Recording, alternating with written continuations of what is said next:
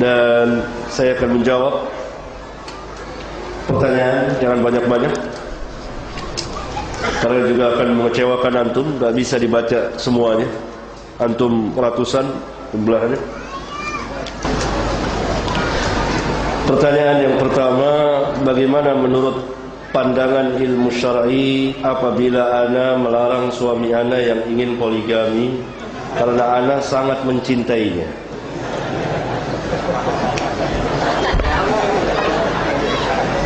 Maka pertama-tama tentunya suami yang mempunyai istri ini bersyukur karena istrinya cinta kepadanya, mahabbah kepadanya.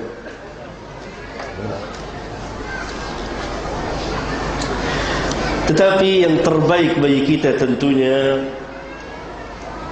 mencontoh Nabi yang mulia alaihi salatu wassalam, mencontoh istri para nabi, istri Nabi sallallahu alaihi wasallam, istri-istri Nabi sallallahu alaihi wasallam, mencontoh kehidupan para sahabat. Istri-istri Nabi sangat mencintai Nabi yang mulia alaihi salatu wassalam.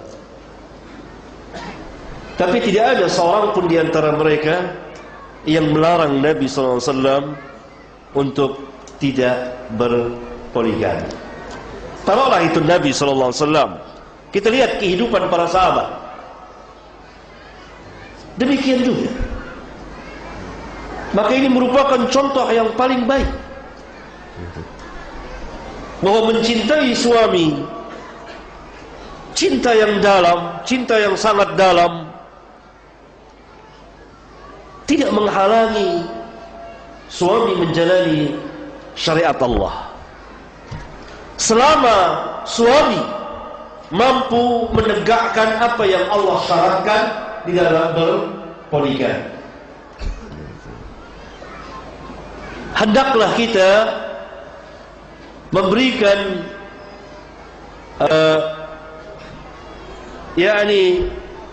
hendaklah kita jangan turut membantu orang-orang kufar dan musyrikin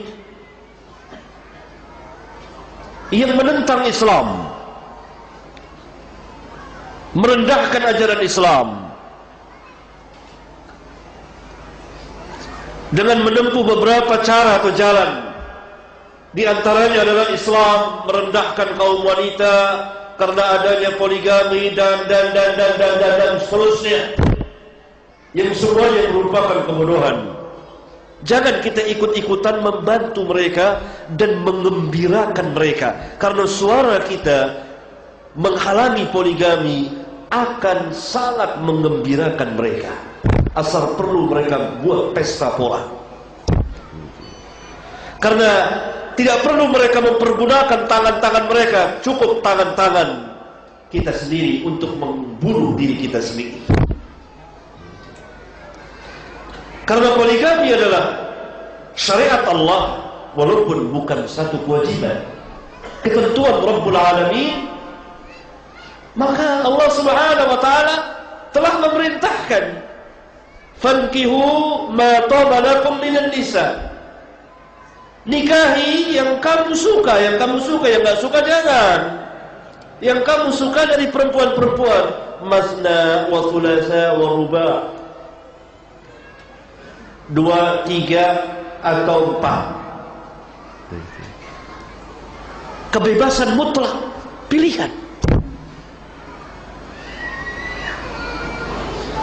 Akan tetapi jika khiftum an la ta'dilu, bahwa apabila kamu tidak sanggup berlaku adil, cukup satu saja atau hamba sahaya kamu. Yang demikian agar supaya kamu tidak berbuat zalim terhadap istri-istrimu. Jadi kalau kamu tidak sanggup berlaku adil, cukup satu. Kebebasan mutlak, kemerdekaan yang luar biasa, diserahkan pilihan kepada laki-laki. Ini merupakan hak laki-laki mutlak.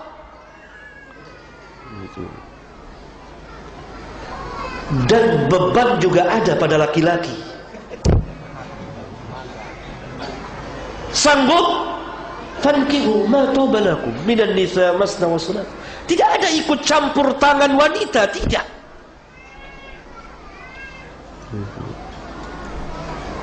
Sebagaimana hak hamil, hak haid, hak nifas ada pada wanita. Tidak ada campur tangan laki untuk mau hamil.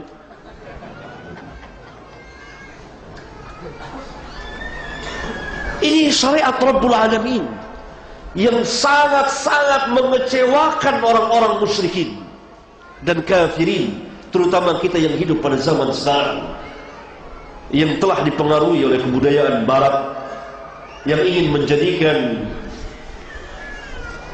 kaum muslimin seperti mereka. Bebas, jangan dihalangi. Kalau dihalangi, maka akan terjadi satu hal yang tidak diinginkan, pemberontakan. Berontak hatinya laki-laki. Semakin dihalangi, dia semakin ingin menunjukkan bahwa dia mampu, walaupun pada sebenarnya dia tidak mampu. Maka terjadi kekacauan. Karena itu poligaminya hanya semata-mata ingin menunjukkan kegagahan dia. Akhirnya apa yang terjadi? Terjadi kehancuran rumah tangga. Ini laki dihalangi. Beda tidak karakter sifat laki-laki dengan wanita? Beda apa tidak? Beda. Laki-laki kan selalu ingin tampil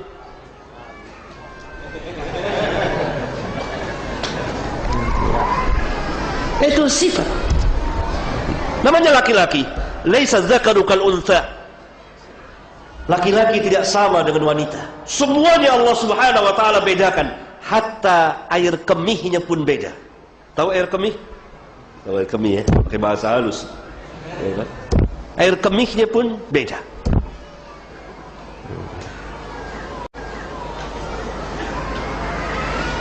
Sampai air maninya pun dibedakan.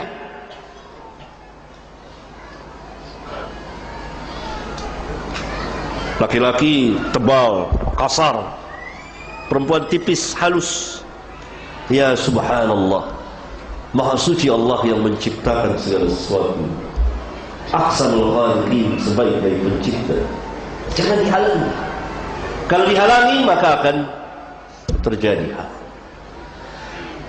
Kebebasan, kemerdekaan ada pada laki-laki, beban tanggung jawab ada pada laki-laki. Dia salah, dia yang bertanggung jawab dunia dan akhirat. Maka Nabi SAW bersabda, barang siapa yang tidak adil, maka dia akan berjalan miring di akhirat nanti.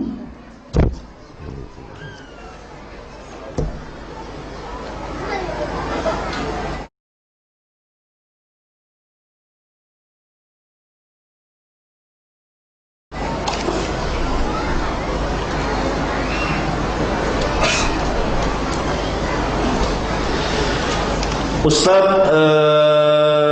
kenapa terkadang istri tidak merasa ikhlas apabila sering ditinggal suami mendengarkan kajian ilmu syar'i? Ya jangan sering-sering.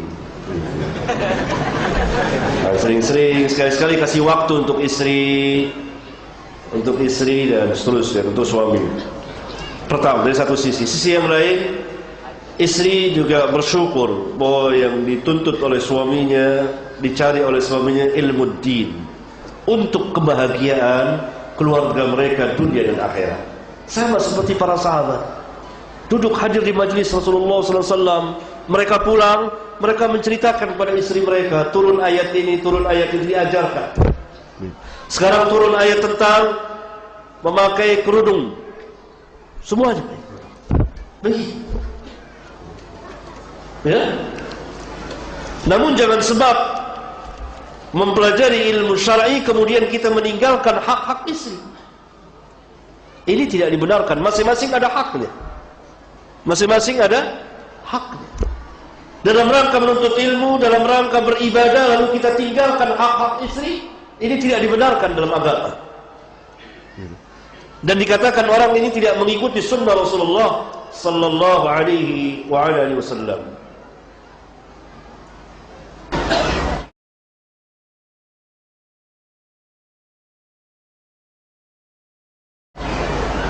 Pertanyaan, bagaimana dengan menuntut ilmu syar'i di rumah bukan di masjid? Apakah mendapat keutamaan? Tentu mendapat keutamaan.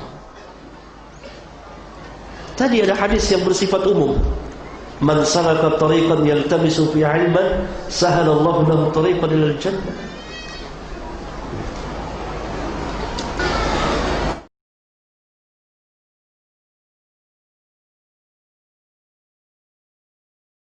Sejak kapan kajian-kajian ilmu manhaj salaf mulai berkembang di Indonesia ini? Karena saya lihat jamaah pengajian kebanyakan masih muda dan juga dalam masyarakat orang tua yang tahu manhaj salaf masih sedikit. Syukran. Ya, dalam waktu yang saya kira cukup singkat, dengan izin Allah, dengan karunia Allah, dengan rahmat Allah, dan kita masih berada di tepian ilmu yang kita miliki sangat sedikit sekali.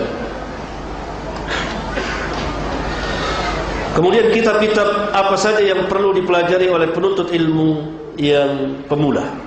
Pertama tentu yang harus dipelajari, dibaca, ya, ditertibkanlah akidah, misalnya tentang akidah, i'tiqad, akidah Ahlus Sunnah wal Jamaah. Dibacalah kitab-kitab akidah. Sekarang telah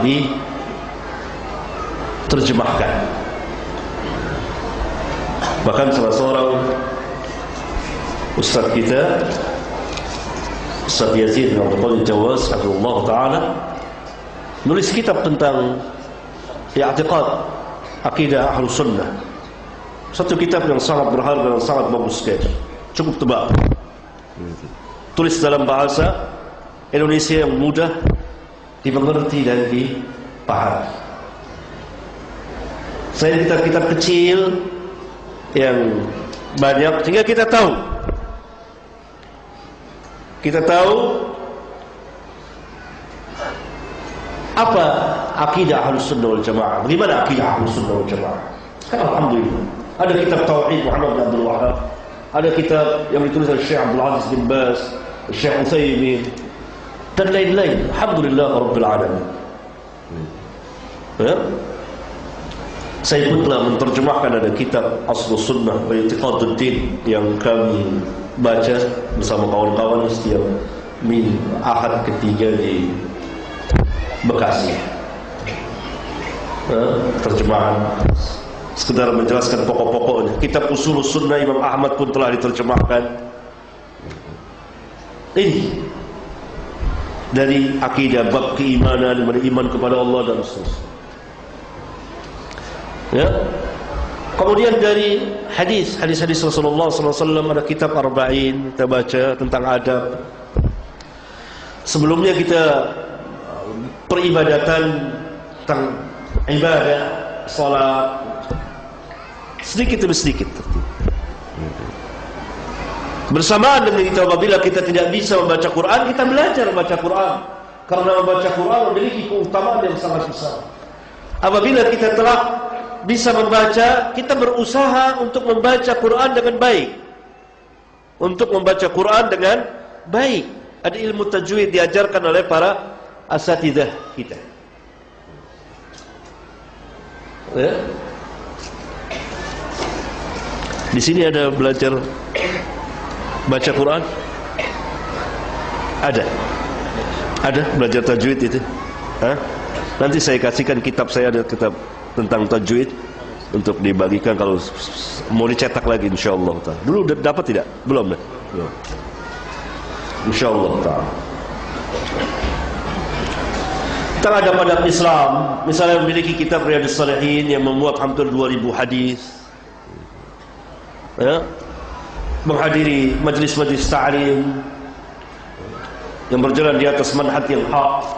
Lah. Tapi pasti dengan penuh tawadhu. Ya.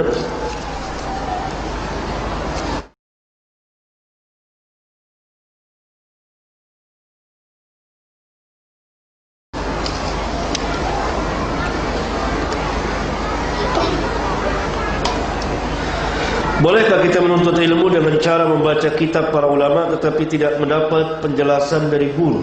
Tentu banyak kerusakannya dari kebenaran. Kecuali kita telah memberikan, telah mendapat, telah dibimbing secara umum, belajar. Tidak mungkin orang belajar saja dari kita tanpa ada guru.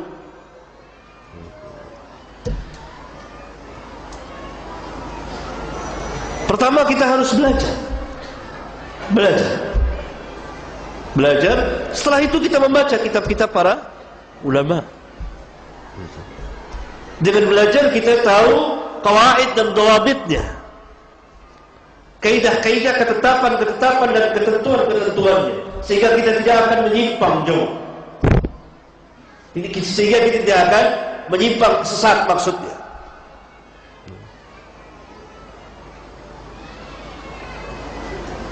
Tapi kalau tanpa guru sama sekali, belum pernah kita belajar sama sekali, pertama-tama tentu akan sulit, sangat berat, penuh dengan beban. Karena tidak ada yang mengarahkan kita. Lain kalau kita telah memiliki qawaid dan dawabit, akan sangat mudah. Dan kitabnya pun kita urut, kitab mana yang harus kita baca terlebih dahulu.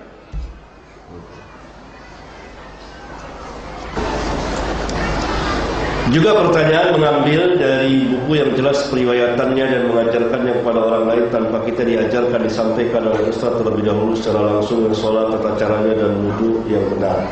Kalau kita telah mempunyai qawaid dan dawabit, akan mudah bagi kita.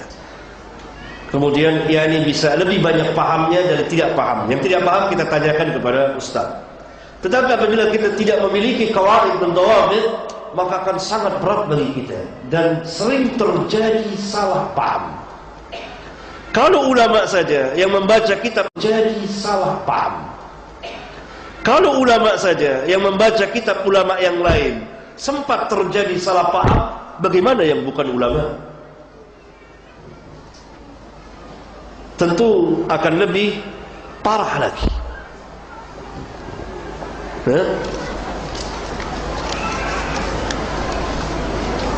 Kalau untuk diri sendiri,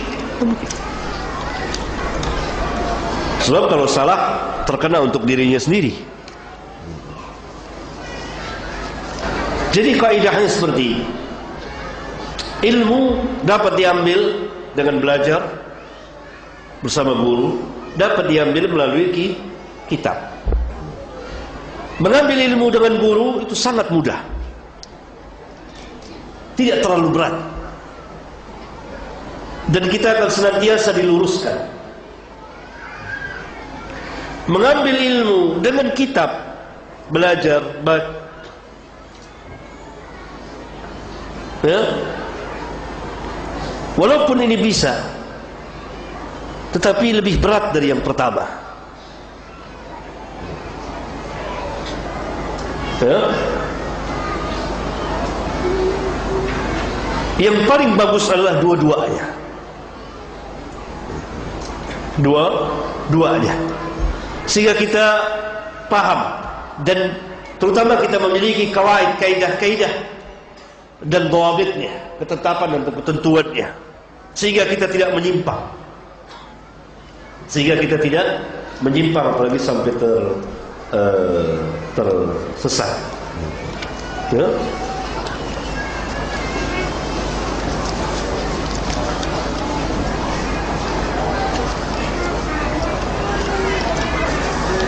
Sebetulnya simpel saja, mudah saja.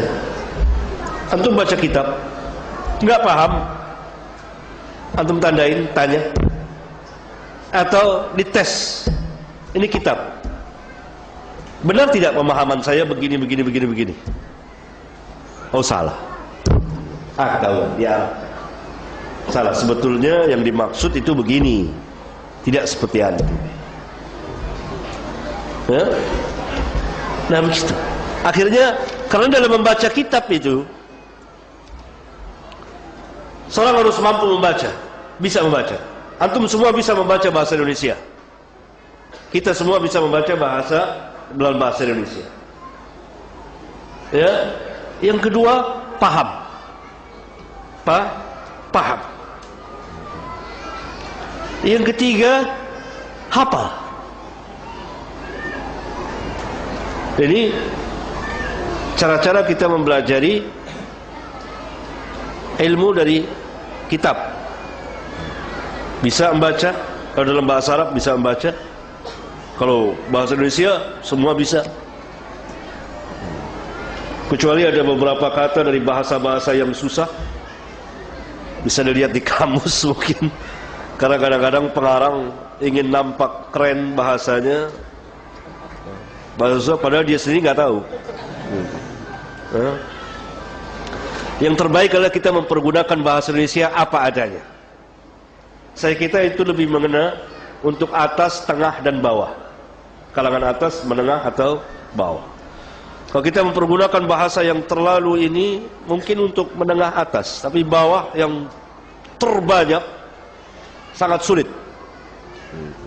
Karena tujuan menulis adalah untuk dipahami orang, bukan untuk kerennya bahasa.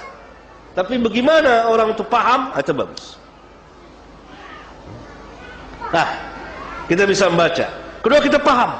Nah, ini dia. Ini ilmu. Al-fahamu, al-ilmu, al-fahamu. Paham. Yang ketiga, al-hifdhu. Hafal. Hafal apa Ustaz? Letter lock? Kan enggak mungkin kita letter lock hafal Fathul Bari. Enggak. Hafal isi kitab ini. Hafal apanya? Sehingga kalau dites, terangkan sekitab.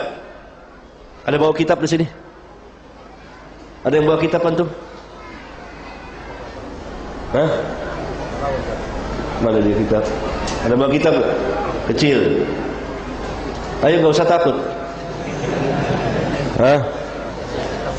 Ah, ini dia. Ini kitab. Ya, kita bisa bacanya. Kalau ini tentu perlu disyarahkan. Kali itu saya buat majelis ini. Ya. Kalau tidak hadir begitu saja, tentu hanya sebagian. Apalagi bagi mereka yang masing asing. Tentu bagi ikhwan yang memang sudah terbiasa, tidak asing. Barangkali 50% lebih ke atas sudah paham. Tapi bagi yang baru, tentu perlu.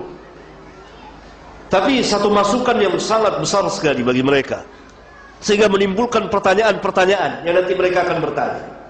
Kita mampu membaca,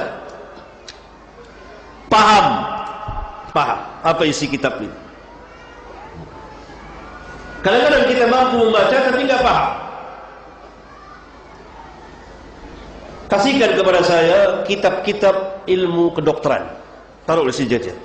Saya tentu sanggup membacanya. Ketika saya ditanya, paham Ustaz? Nggak paham saya. Karena saya memasuki satu cabang ilmu yang di luar kemampuan saya. Dari situ kita jangan semua kitab baca ini, baca ini. Ada sebagian ikhwan tahu-tahu sudah baca kitab yang sebetulnya bukan bacaan dia. Belum sampai ilmunya. Akhirnya dia memaksakan diri. Kalau memaksa diri merasa sudah paham, akhirnya kepalanya menjadi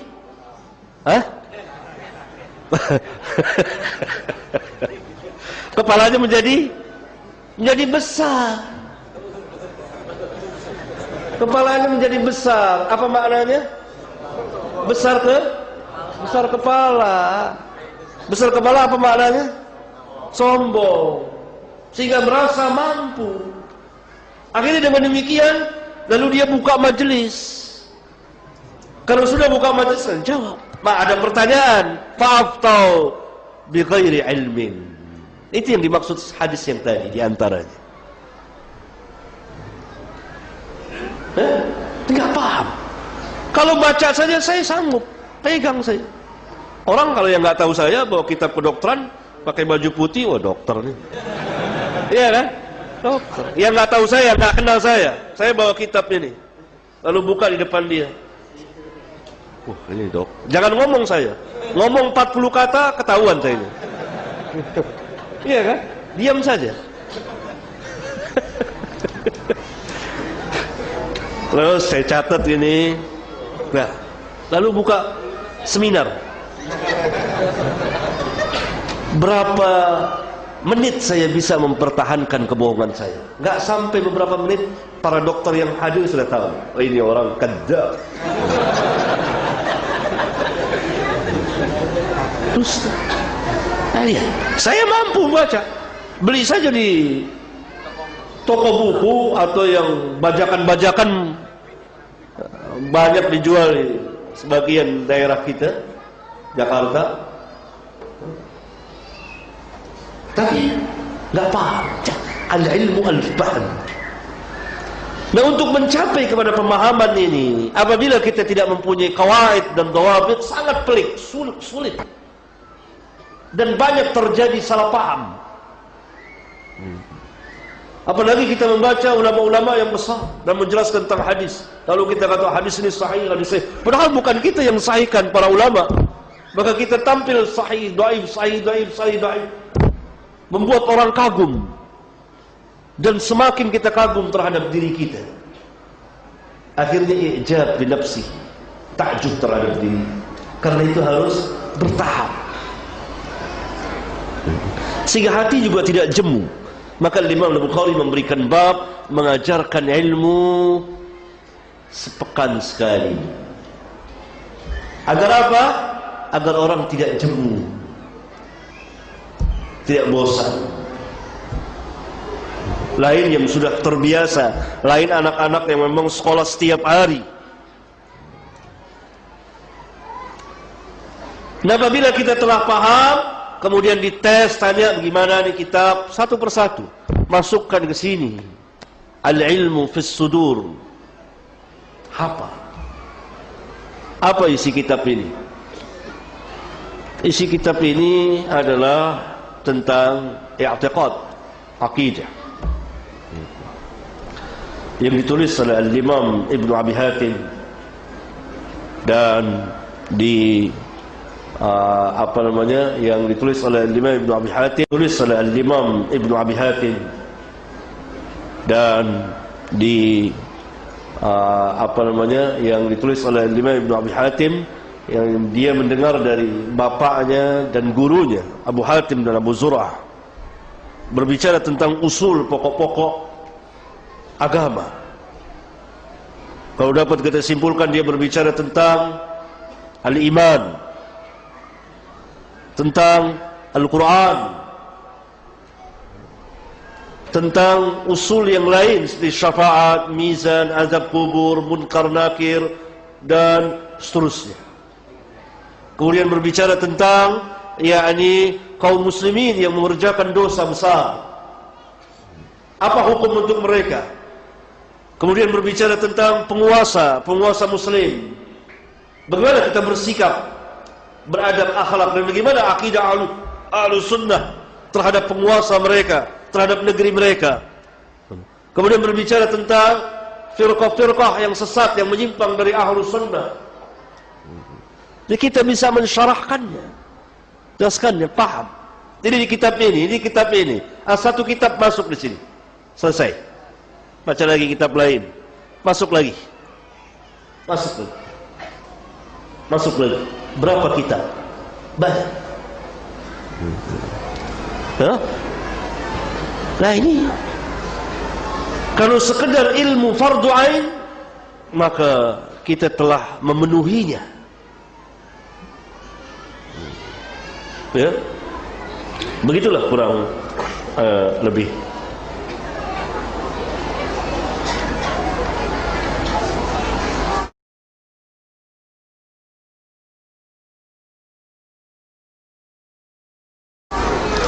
Lebih utama mana antara kerja lembur untuk mencari nafkah keluarga dengan menghadiri kajian ilmu syar'i? Ini dari istri kali ya? Jawabannya adalah mana yang lebih dihajati. Ketika dia berhajat karena tidak ada uang yang memadai, yang cukup untuk nafkahnya saat itu, kecuali dengan jalan lembur, maka dia lembur. Ketika dia telah mencukupi dan dia perlu sekarang ilmu din juga yang akan mengatur nafkahnya, kalau dia tidak memiliki ilmu din, maka dia lembur pun nanti cari yang haram. Ada nggak? Misalnya korupsi waktu tuh nggak masuk ya kan. Bilang lembur, misalnya lembur 1 hari bilang 2 hari, mungkin nggak? Mungkin. Bohong kan? Bohong. Berarti uang yang dia peroleh haram. Lemburnya cuma 2 hari, tulis saya 4 hari bulan kemarin lembur. Yang 2 hari haram. Kenapa demikian? Hawa. Maka ilmu syar'i, para sahabat juga mencari nafkah. Ya? Kan itu juga tidak setiap hari. Tidak setiap hari. Bahkan para sahabat kadang-kadang berganti-gantian. Ada yang bisa hadir, ada yang tidak bisa hadir. Dan Nabi SAW memberikan pelajaran kepada mereka dalam 7 hari sekali, sepekan sekali, seminggu sekali, agar mereka tidak jemu. Karena dengan hadir di majelis itu manfaatnya sangat-sangat besar sekali. Yang jelas adalah bertambah ilmu apabila kita telah memenuhi persyaratan dan adab-adabnya. Dengan bertambahnya ilmu, maka satu permasalahan lagi kita mengetahui.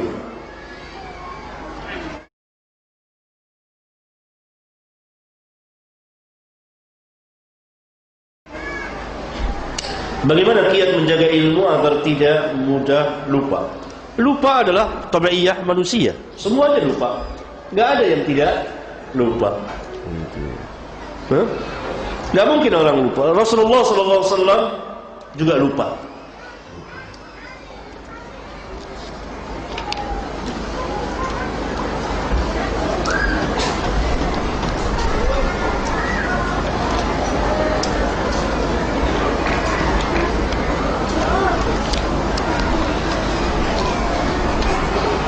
Pertama, kata ulama, seperti pisau.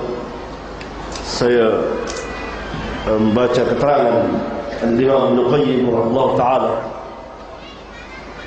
Hafalan itu seperti pisau. Pisau yang tajam, kalau tidak diasah dia akan menjadi tumpul. Kalau tidak diasah dia akan menjadi tumpul. Ya. Hafalan-hafalan yang kuat tentunya saat-saat masih muda. Bertambah usia, bertambah berkurang hafalan itu. Berjalan sesuai dengan usianya.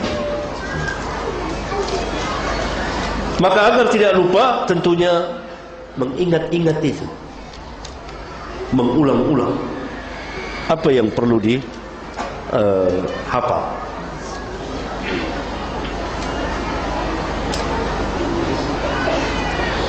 Ada hadis khairun nas anfa'uhum linnas, khairukum anfa'uhum linnas.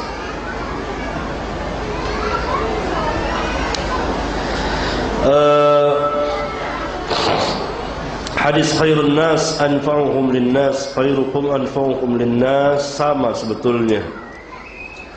Karena nas yang dimaksud di sini adalah nas kamu, orang-orang mukmin. Seperti Nabi sallallahu alaihi wasallam mengatakan, ya ayyuhan nas, wahai manusia. Ya. Yang paling bermanfaat bagi manusia, menunjukkan bahwa kehidupan seorang mukmin adalah manfaat dan memberikan manfaat. Tamsilnya seperti apa? Buah pohon kurma. Pohon kurma. Nabi SAW melemparkan pertanyaan kepada para sahabat. Pohon apa yang seperti orang muslim, misalnya, yang daunnya tidak gugur? Para sahabat diam semua. Ada Ibnu Umar. Ibnu Umar tahu jawabannya dalam hati, kurma. Tapi dia lihat dia paling kecil, malu. Lalu para sahabat bertanya, apa ya Rasulullah? Kurma. Kurma manfaat semua. Semuanya manfaat. Begitulah kehidupan orang muslim. Lalu Ibnu Umar bilang sama bapaknya Umar yang ada di situ, sebetulnya saya tahu pertanyaannya, jawabannya, saya tahu jawaban. Maka Umar mengatakan, kenapa engkau tidak jawab? Begitu. Karena ini akan menjadi kebanggaan Umar. Kan wajar ya kan? Wajar kebanggaan. Kenapa nggak jawab tadi? Dari situ Al-Imam Al-Bukhari memberikan bab al-ilmu itu paham, intinya paham. Ibnu Umar paham itu. Ketika Nabi SAW melemparkan pertanyaan para sahabat, dari situ keluar lagi hukum bahwa imam, pengajar boleh melemparkan pertanyaan dalam majelis ilmu itu. Jawab.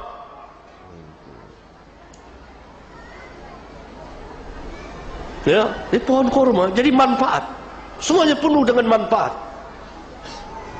Jadi kehidupan orang muslim, kehidupan yang bermanfaat dan memberikan manfaat. Tapi ya tentunya dengan agama semuanya bisa menjadi baik.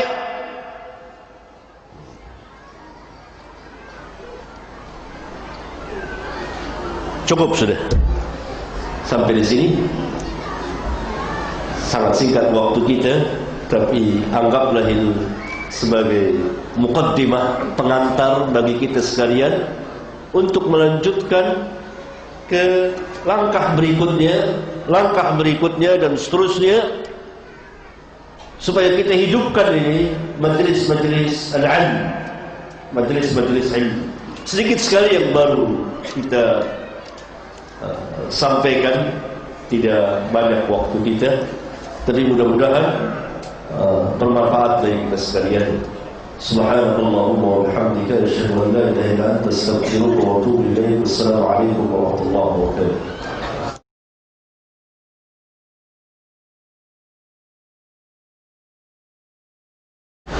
Apakah boleh berkurban dan pahalanya diniatkan untuk orang tua yang sudah meninggal dunia? Tidak ada sunnahnya dan tidak ada contohnya dari Nabi yang mulia alaihi salatu wassalam. Berkorban untuk orang yang hidup, bukan untuk orang yang mati.